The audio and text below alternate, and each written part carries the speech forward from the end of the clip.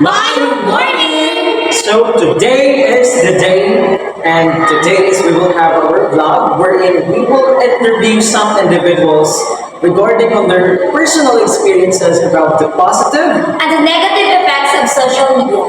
So, let's all welcome the three interviewees. And now we have our three gorgeous interviewees. And handsome.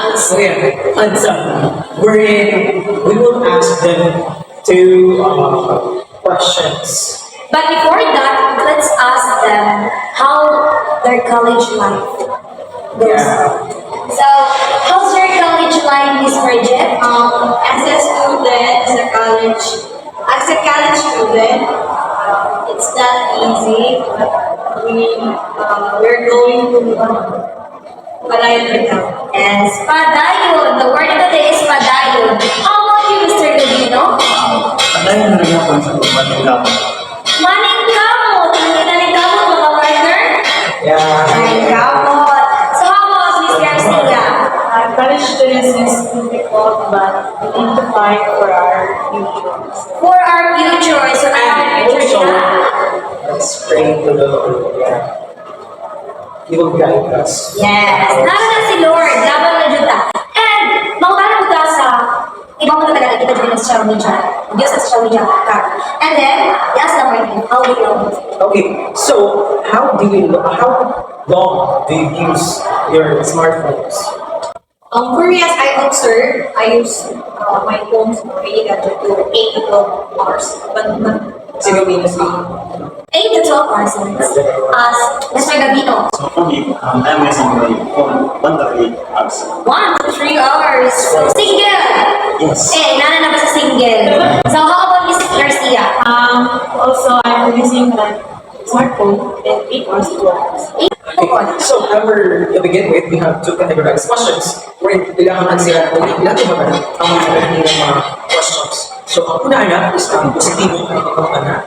Kaliwa is ang mga negatibong pagtana. So, ako, will be the one to question positive questions. And my partner, Jaga, will question the negative questions. So, let's begin. Go, partner. So, in the positive questions, let's have first is very simple. Nga nung importante man, I prepared questions. Yes, yung present. So, why does internet is important in having or doing a communication?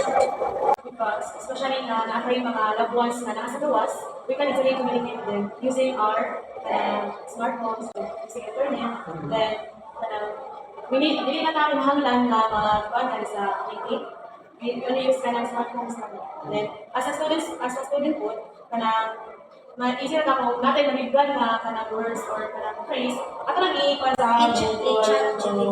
So, let's have our second questions. So, let's have Mr. Jacob.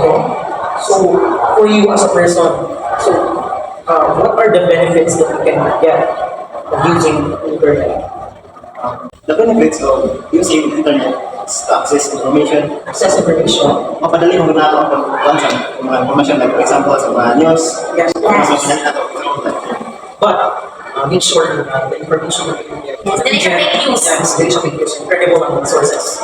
So, it's a good answer. And last but not the least, Miss Arcite. So, anong importante ang internet sa pag-communicate natin sa mga tao?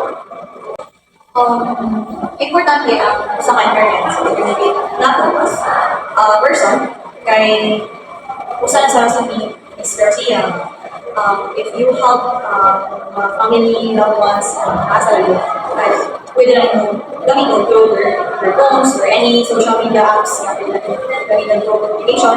And also, labi na sa COVID, yes, kanang dali na lang communicate sa mga tao na wala na foods, order na niya, para hindi na mas druggy o hindi na mas spread ang mga viruses na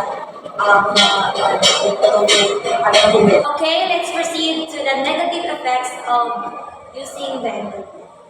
So, are you all familiar with cyberbullying? Yes. Yes. No issue. Can you put your phone partner? Sorry. So, first na first.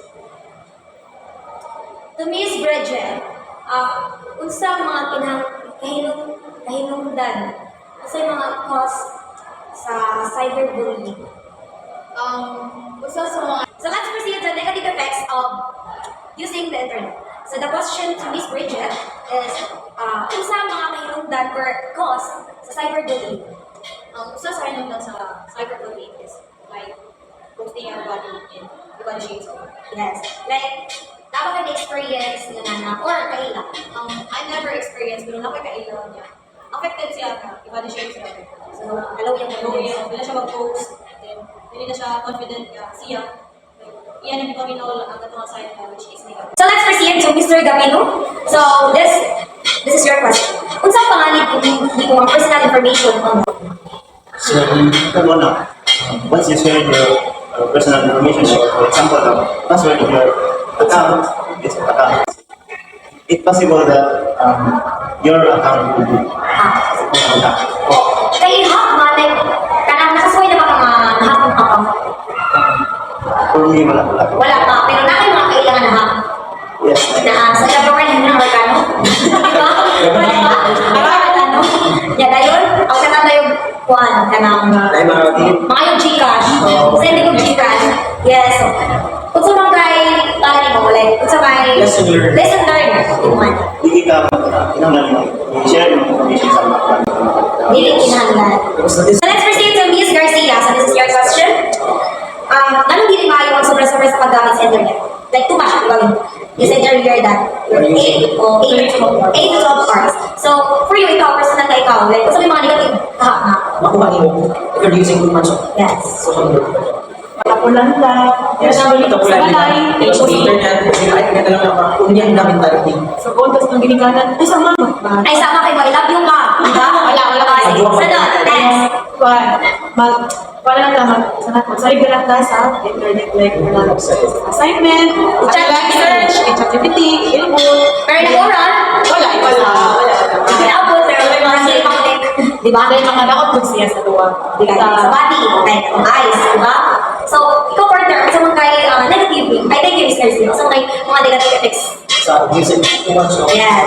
one of them is like ma-anxiety ka. Oh, okay. Kasi ma-anxious mood ka, most especially kung makita ka sa Facebook, mas bago pa rin sa kuya, mas bago pa rin Insecure. Insecure na naman ka.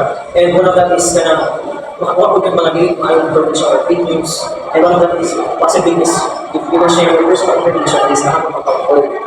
Kanang first is pinagkagawa ng mga kanila. So what is one of the negative effects? How about you? Ako kay Juan, sige. Mga negative effects kay Juan. So ay ko na, lagot ko niya. Hindi ako siya di-post.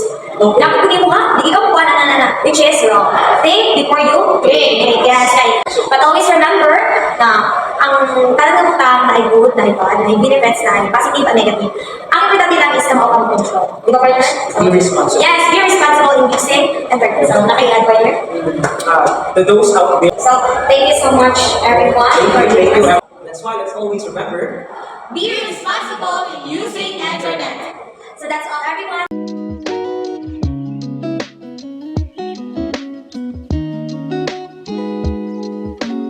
Bye. After our interview, we decided to interview some individuals out there. During the interview, Ms. Montisoso answered that the benefits of the internet is the easy communication and information, and the negative is you will be scammed and addiction of games. For Mr. Roble, the positive effect of the internet is the easy access of information that is useful for his education, and the negative is that the tendency is you will be independent of the internet. And lastly, to Mr. Hermoso, he said that the positive that he get on the internet is the easy information, and the negative is you will be get fake news on the internet. So everyone, so managid yung interview sa mga random people. So nakita dito sila ng surprise. So, Juan, be responsible be responsible actually as a person when it comes to using of internet or social media. yes. Para dili ka Ikaw ma'am, sa mga Ano siya? Answer it. Last time ako, internet or in social media. think before you click. And then guys, ayaw ko ngayon sa mga fake news. Dapat naka-verify ng account sa nag-post. Okay? Ay, pag di pagtungan na